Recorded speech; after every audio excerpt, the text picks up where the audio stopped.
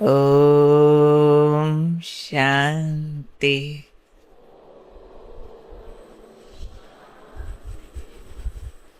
संगम युग पर हमारी सारी लड़ाइयाँ देह अभिमान छोड़ आत्म अभिमानी बनने की। हम जितना आत्मिक स्थिति की ओर दौड़ते हैं, उतना ये देह अभिमान का दुश्मन और बड़ा बड़ा होके रूप बदल बदल के हमारे पीछे पड़ा रहता है। दादी जानकी कहा करते थे कि एक कदम आगे बढ़ो, देह अभिमान गले लगाने को तैयार खड़ा है। वो आपको महसूस कराएगा एक कदम पुरुषार्थ के बाद ही, भाई आपके जैसा अच्छा कोई नहीं है। और अगर आपको लगने लग गया वारे मेरे जैसा अच्छा कोई नहीं, तो वहां से क्या होगा? हमारी उल्टी गिनती शुरू हो जाएगी, सीधी के बजाय। इसलिए ये तिलस्मी गेम है, ये चमकीली दुनिया है, बाहर से सोने का हिरण घूम रहा है और अंत तक हार और जीत की सारी बाजी इसी सब्जेक्ट पर होती है। पहले दिन सेंटर आते हैं, पहला पाठ मिलता है, आप कौन हो? तुम आत्मा हो।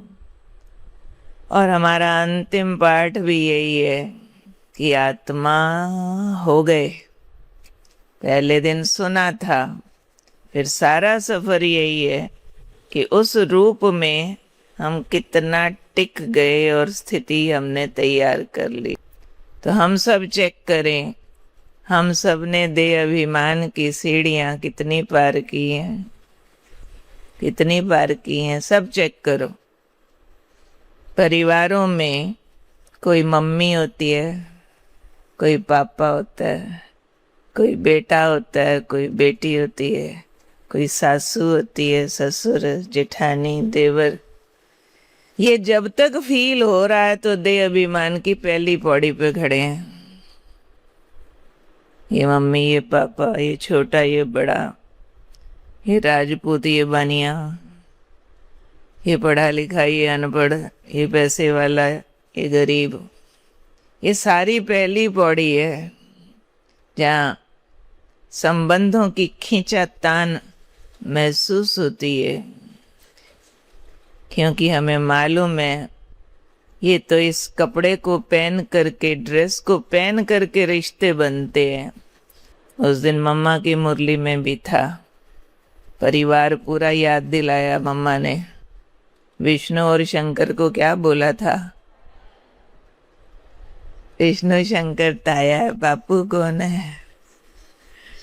हाँ, बाप शिव बाबा। शिव बाबा दादा, ब्रह्मा बाबा, ब्रह्मा और विष्णु और शंकर ताया जी। बाकी हम सब भाई भाई, बस। और कोई रिश्ता इस परिवार में अलाउड नहीं है।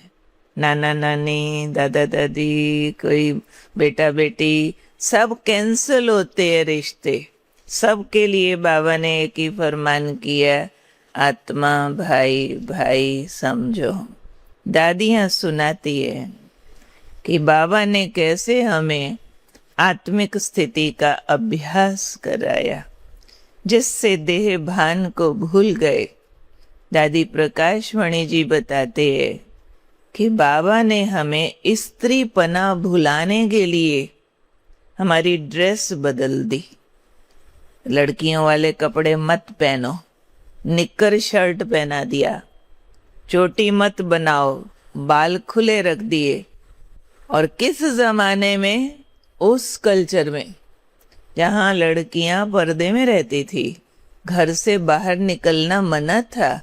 निक्कर शर्ट तो मतलब भी नहीं लड़कियां पहने। सबको निक्कर शर्ट पहना के बाबा कहा करते थे, बच्चियां समझो, ना मैं स्त्री हूं ना मैं पुरुष हूं, मैं विष्णु चतुर्भुज हूं। खोलो बाल।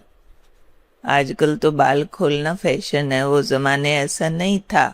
उस जमाने में विधवा बाल खुले रखती थी। जिसका पति न रहे उसको चोटी बनाने का हुक्म नहीं होता था। खोल दो बाल यानी वैराग की निशानी होती थी बाल खोलना। खुले बाल छोड़ के क्लिफ्टन पर समुद्र किनारे सैर करने लेके जाते थे। कहते बाबा ने इतना अभ्यास कराया, विष्णु विष्णु विष्णु विष्णु माना ना स्त्री हो ना पुरुष हो, आत्मा हो आत्मा हो आत्मा हो। दादी प्रकाश मणि एक बार क्लास में सुना रहे थे, इतना अभ्यास किया कि आज दिन तक मुझे ये सोचने में जोर लगता है कि मुझे कोई स्त्री का शरीर लगा हुआ है। लंबा अभ्यास चाहिए, ये नींव है हमारे राजयोग की। नींव डाले बिना इमारत कितनी मर्जी मेहनत वाली बना दो लेकिन ठहरेगी नहीं। जब हम ज्ञान में चली हूं तब भी ये वाला रूप बहुत था। यूं ही नहीं किसी को ओम शांति बोल देते थे, चलते चलते ओम शांति ना, नेवर। पहले नजदीक जाते थे, आत्मा सितारा देखते थे, नैन मुलाकात करते थे, टिकते थे कुछ सेकंड, फिर बोलते थे ओम शांति। शिव बाबा याद है? सामने वाला भी बोलता था ओम शांति। हाँ बाबा याद है। ऐसे करके ओम शांति बोलते थे। सिर्फ नमस्ते राम राम की तरह बोल करके फर्ज पूरा नहीं करते थे। स्थिति है ये, हमारा मंत्र है, उसमें टिकने का। मनोहर दादी सुनाया करते थे, समझो आंगन है बड़ा, दिन भर ये अभ्यास चलता था। हम उसमें झाड़ू लगा रहे हैं, बड़ा है तो 2-4 बहनें झाड़ू लगा रही होती थी। एक बहन उधर से आ रही है झाड़ू लगाती, एक इधर से जा रही है, सिर नीचे है। जैसे ही सिर ऊपर होगा तो झाड़ू छोड़ के आत्मा देखने लग जाएंगे, आत्मा है आत्मा है। जैसे ही आत्मा देखने लगेंगे झाड़ू छूट जाएगा, ट्रांस में चले जाएंगे, डांस करने लगेंगे। स्वर्ग को देख रहे हैं, कृष्ण देख रहे हैं, ट्रांस से उतरे फिर झाड़ू लगाने लगेंगे। ये मिनट मिनट के खेल होते थे। कर्म में भी अभ्यास चालू रहता था। समझो एक बहन बाथरूम में स्नान कर रही है, दूसरी को लगता मुझे देरी हो रही है, वो आके खटखट करती है, बहन कब निकलोगी? अंदर वाली नहाते नहाते प्रैक्टिस कर रही है, मैं आत्मा हूँ, ये शरीर रूपी घोड़े को धो रही हूँ, इसको स्नान करा रही हूँ। ऊपर से आवाज आ गई, बहन कब निकलोगी? अंदर वाली कहती है जब शरीर छूटेगा। वे उसको लगा ही पूछ रही है शरीर से कब निकलोगी। वो तो प्रैक्टिस ये वाली कर रही है, मैं आत्मा हूँ, ये शरीर है, इसको साफ कर रही हूँ, ये कार है, कब निकलोगी? उसको लगा शरीर से कब निकलोगी, छूटेगा तो निकलूंगी। हमें इस देहभान की चादर को उतारने का पूरा अभ्यास करना चाहिए, पूरा घर में प्रैक्टिस करनी चाहिए। जो भी बाल बच्चों वाले हैं, जोरदार प्रैक्टिस चाहिए कि ये मेरे बच्चे नहीं है, मैं मम्मी नहीं हूँ, मैं पापा नहीं हूँ, सामने वाला बेटा नहीं, आत्मा भाई है, बेटी नहीं, आत्मा भाई है। अंदर अभ्यास करो, मुंह से नहीं बोलो। बाबा ने एक मुरली में कहा था, ऐसे नहीं आत्मा आत्मा सुनो और घर जाके बहू सासू को कहे तुम तो मेरी बहन हो, आत्मा भाई हो, झगड़ा हो जाएगा। वो कहेगी क्या ज्ञान समझ करके आई है। सासू को सासू मांझी कहना पड़े, वो तो एक्टिंग है, ऊपर का ड्रामा का पार्ट है, लेकिन अंदर की स्मृतियों पर हमें काम करना। असल में तो ना कोई मम्मी ना कोई पापा, आत्मा भाई भाई। सच क्या है? सच क्या है? किसी माँ बाप ने आत्मा तो पैदा की नहीं, जिसको मम्मी बोलते हो मेरा बेटा, तो आपने तो हड्डी मांस का पुतला पैदा किया था, और उस पुतले में जो आत्मा आई वो तो शिव बाबा की संतान थी। आपके जन्म जन्मांतर की तो वो आत्मा भाई है। आपने उसको हड्डी मांस का कपड़ा पहनाकर मेरा बेटा मेरी बेटी बोल दिया। झूठ था वो तो। सत्य ये है कि वो कपड़ा ना पहले था ना बाद में रहेगा। इस कपड़े से पहले भी वो आत्मा मेरा भाई था, इस कपड़े के अंदर भी वो आत्मा मेरा भाई है, कपड़े के बाद भी आत्मा मेरा भाई होगा। तो अंदर की स्मृतियों पर काम करना है। मैं कौन तुम कौन। पुराने टाइम अपने ज्ञान का एक बच्चों का गीत बना था, हम है आत्मा तुम हो आत्मा आपस में भाई भाई, बाबा कहते पढ़ो पढ़ाई नहीं किसी से लड़ो लड़ाई। बड़ा प्यारा गीत है बच्चों का, पर हम बच्चे तो हम है ना सारे, हम सब के लिए गीत है। हम है आत्मा तुम हो आत्मा आपस में भाई भाई, बाबा कहते पढ़ो पढ़ाई नहीं किसी से लड़ो लड़ाई। तुरंत बाहर निकलते दीदी ओम शांति, दीदी ओम शांति, दीदी ओम शांति, ऐसे पीछे से भी आवाज लगा के। तो क्या ऐसे वाली ओम शांति बाबा ने सिखाई है? ओम आत्मा शांति, शांत स्वरूप हूँ, टिक जाओ, वही ओम शांति है। बस ऐसे देख लिया आत्मा समझ के, हो गया ओम शांति। सिर्फ माइक लगा के थोड़ी बोला जाता है, फीलिंग होती है इस चीज की। तो इस पर हमें अटेंशन देने के लिए 3 काम करने हैं। बोलना कम करना है, सुनना कम करना है, देखना भी कम करना है। सबका सब कुछ मत देख जाओ। जो कुछ दुनिया में बाहर है सब कुछ मेरे देखने योग्य है। सबका जूता कपड़ा घड़ी चश्मा मोबाइल गाड़ी सब देखते हो ना। पहले देखते हो, फिर दिमाग में घुसता है, फिर मुंह से बोलते हो, फिर दूसरे की बातें कानों में जाती है, फिर काला गोरा, फिर नए नक्श, फिर फैशन, फिर रिश्ते, सब यहाँ चक्की चलने लग जाती है।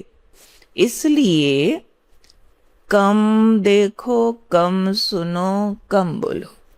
जो बोलते हैं ना कम बोलो, धीरे बोलो, मीठा बोलो। एक स्लोगन है, hear no evil, see no evil, do no evil, think no evil. अभी हियर नो इविल के साथ साथ कम सुनो, कम बोलो, कम देखो। आगे और बोलो लिस्ट। कम सोचो, कम खरीदो, खरीदारियां कम करो, रिश्तेदारियां कम करो। और बहुत भोले ब्राह्मण, अभी लौकिक के तो रिश्ते पूरे निभे नहीं, कटे नहीं, तारें टूटी नहीं, अलौकिक परिवार में आके भी रिश्ते जोड़ने लगते हैं। किसी को मामा, किसी को मासी, किसी को बुआ, किसी को बेंजी, किसी को सहेली, किसी को दोस्त, किसी को बेटा, किसी को बेटी बना लेते हैं। अलौकिक परिवार में भी जितने लोग क्लास में मिल जाए सबके फोन नंबर अपने फोन में डाल लेते हैं। उनके घरों में उनके बच्चों के जन्मदिन पर, शादियों में, पार्टियों में, खरीदारियों में आने जाने लगते हैं। ये अलौकिक परिवार है। अलौकिक कर्तव्यों तक ठीक है कि मिलकर सेवा करो, पर मेरे बेटे की शादी में सारी क्लास वाले आए, क्या करने आए भाई? हे भोले ब्राह्मणों, पुराने कर्मों के हिसाब किताब कटे नहीं, पुराने रिश्ते निभे नहीं लौकिक वाले। ये अलौकिक को लौकिक की गांठों से क्यों बांध रहे हो? अलौकिक को अलौकिक रहने दो। ब्राह्मण जब किसी ब्राह्मण के लौकिक घर में जाते हैं, क्या करते हैं? जाकर कहते हैं जी ज्ञान का चिंतन करते हैं, हम मुरली रिपीट करते हैं। दीदी हम योग भी करते हैं। अच्छा, कितनी देर करते हो? 5 मिनट ज़्यादा से ज़्यादा मुरली पे बात कर लेंगे, फिर तो तेरे पर्दे कहाँ से आए, मुझे भी दिला दे। आओ मैं तुम्हें पकोड़े खिलाऊं। अच्छा तुम पकोड़े बहुत अच्छा बनाती हो, कल हमारे घर आना, मैं समोसे खिलाऊंगी। फिर तेरा बेटा मेरा बेटा, तेरा पोता मेरा पोता, ओ जन्मों की कहानियां निकाल देंगे एक दूसरे की। ये ब्राह्मण अपने कर्म बंधन काट रहे हैं या बढ़ा रहे हैं, फिर कहते हैं योग नहीं लगता।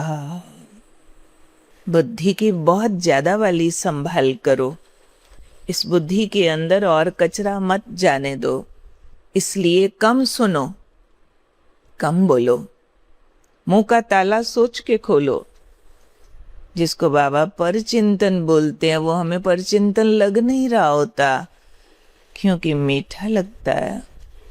दैहिक कहानियां मीठी लगती है तो लगता है बस आज बस थोड़ी देर, नहीं गूंगे थोड़े ही हैं, ऐसे तो दिल नहीं लगेगा, दिन कैसे कटेगा, कुछ सुनाओ ना। सफर पे 8-10 घंटा सफर है भाई, कुछ तो सुनाओ। ज्ञान कितना सुनाएंगे, चलो कुछ मिर्च मसाला यहाँ वहाँ की कहानियां सुनाओ, नहीं, पर अंदर डब्बा भर रहा है, कचरा अंदर जा रहा है। जैसे बताते हैं कि एक बार एक भाई एक पेड़ की टहनी पर बैठा था और उस टहनी के ऊपर एक और टहनी पर मधुमक्खियों का छत्ता था, शहद से भर गया था और उसमें से शहद टपक रहा था, बहुत टेस्टी शहद, जो ऐसे करता था मुंह में बूंद गिरती थी, बहुत स्वाद लगता था। थोड़ी थोड़ी देर बाद वो बूंद गिरती थी। उस पेड़ की उसी टहनी के बिल्कुल नीचे एक कुआं था।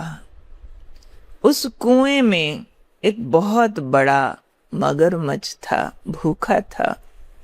उसे दिख रहा था ऊपर मेरा भोजन है, कब ये बंदा गिरे और मैं इसको खा जाऊं। जिस टहनी पर वो व्यक्ति बैठा था उस टहनी को 2 चूहे तेजी से काट रहे थे, कुतर कुतर कुतर कुतर। एक सफेद चूहा था, एक काला चूहा था। टहनी टूटने को थी। गांव के लोग इकट्ठे होते गए, पेड़ बहुत ऊंचा था, चिल्लाने लगे, उतर जा, टहनी टूट जाएगी, गिर जाएगा, मगरमच्छ खा जाएगा, उतरो। और भीड़ आती गई और वो कहता था अब भी उतरता हूं, बस एक बूंद और, आजा उतर जा, नहीं बस एक बूंद और, एक बूंद और, एक और, करते करते करते करते टहनी टूट गई और वो आदमी कुएं में गिर गया और उसको मगरमच्छ खा गया। ये कौन सा मगरमच्छ? विनाश, शरीर का पट पूरा होना, काल। कौन से चूहे? सफेद और काला, दिन और रात, समय, समय के चूहे। कौन सा शहद? ये पर चिंतन का शहद, इंद्रियों के रस का शहद। थोड़ा और बोल लूं, थोड़ा और देख लूं, थोड़ा और सुन लूं, थोड़ा और खा लूं, थोड़ा और सो लूं, थोड़ा और, थोड़ा सा और, बस कल से अमृत वेला पक्का, कल से कोई पर चिंतन नहीं, कल से मौन, कल से। बाबा कहते हैं कल कभी नहीं आता, टुमारो नेवर कम्स। कम बोलना है, कम देखना है, कम सुनना है, कम खाना है, कम सोना है, कम खरीदारियां करनी है, कम रिश्ते बनाने हैं, उतने जितने के बिना गुजारा न चले, जहाँ संबंध खराब होने का खतरा हो उतना सा निभाना है। खरीदना भी वही है जितना शरीर को आवश्यक है, अति आवश्यक। उसके बिना यूं ही बाजार जाके यूं ही चल कुछ देखाते हैं, खरीदाते हैं, कांटे लगा दो। जब तक पहले वाला खत्म ना हो जाए यूं ही मत खरीदो। आपकी जेब में जो कुछ है वह सब प्रभु की अमानत है, विश्व कल्याण के लिए है। व्यर्थ खर्च भी बदला लेता है। बोझ है, व्यर्थ का भी बोझ है कि ये है मैं और मेरापन से मुक्ति के लक्षण। पकड़ो मत चीजों को, बातों को। बातें पकड़ेंगे दिमाग भारी हो जाएगा, चीजें पकड़ेंगे हिसाब भारी हो जाएगा। कर्मों का हिसाब है, खर्चों का हिसाब है। करो, बहुत बुद्धि के दरवाजे खुलते हैं।